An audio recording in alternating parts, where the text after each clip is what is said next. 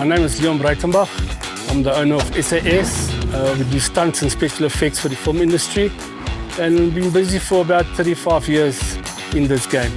I was actually a cameraman, and I just loved the stunts and the action of it. And I was shooting a music video for a European group called 07 here in Joburg, and I needed special effects guys, and I got the number of those guys. And basically, put the camera down and take up the stunt thing. It's definitely more fun. It's also creative like camera, but it's quite interesting to work out things and try and make things happen. I always say I'm an Imagineer. The director or the producer imagines something and I have to engineer it to make it work. We basically have our containers. We keep all our gear in the containers, keep them safe. And my guys at the back there is Roman, Linton and Cameron. They're busy fixing a pump. We had a commercial and we had problems with the pump, so I got the parts and they're busy fixing it now. And we're already packed to go on to the next set, which will be later on this evening, where cars and bikes will be involved. I've done a Lord of War with Nicolas Cage. We did all the stunts and effects. I did Wake of Death, which was fun because it was Jean-Claude Van Damme. And I probably did one of my biggest explosions in Cape Town, in the city. I blew up a 18-wheeler petrol tanker, Mad Max. And we recently did Rogue with Megan Fox. So there was a lot of stunts and effects and cars and rolling cars and flipping cars. To work a stunt out with a car, it's not a simple thing. It's not a 5 minutes, now we're going to roll cars. I actually sit months ahead and work out the car, what we're going to need, how we're going to do it and stuff like that. It's quite stressful, but I think with time, you know how things work, but anything can go wrong.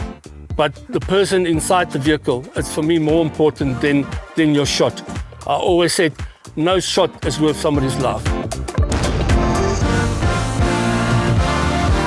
Tonight's scene, we've got a car that's supposed to crash into a tree, and then there's a bit of shooting and the actor gets pulled out the window, they break the window and all sorts of stuff. So I'm basically set up for that.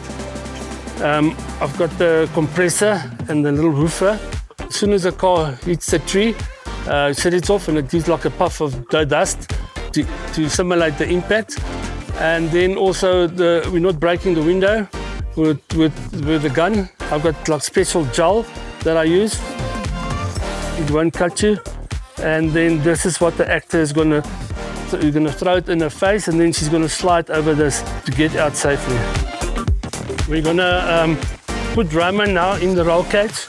Just make sure the harnesses are still all right, and then we can adjust it to his body and you get an idea what he wears when he gets in. Firstly, he puts on a racing suit, which is fireproof, which helps in case there's a chance of fire. This cage I designed, normally used to build a roll cage, and then as soon as the car rolls, it's stuck. You can't use it, you can't cut it out, then it's not the same. Also, when you put a roll cage in the car, it basically strengthens the car, so it keeps the shape. So even if the car rolls, it still looks okay. So whatever happens, even if you get separated from the car, this driver is in the safety cell. And yeah, I've got 2 of them decided, and I've done quite a lot of rolls with them, and I'm very, very happy with it. It keeps the driver nice and safe. This is a fuel cell. Obviously, I don't want to run the car to any stunts with when a car crashes with too much fuel in. So I've got this whole small fuel cell, and the car only runs what's in here. Okay, so one of your most important things you can do as a stunt driver is don't hesitate. If you hesitate once, don't do it. Don't even bother. Put your head down and go for it.